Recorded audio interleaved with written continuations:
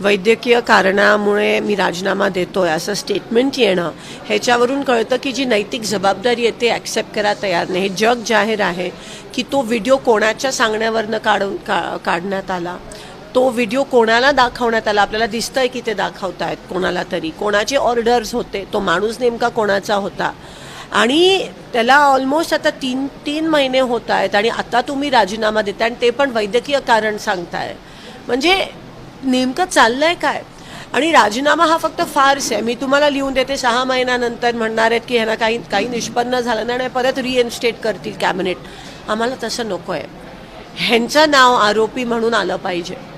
कारण का हे पहिलं प्रकरण नाही, हे पहिलं प्रकरण आहे जे उघडकीस आलं आहे.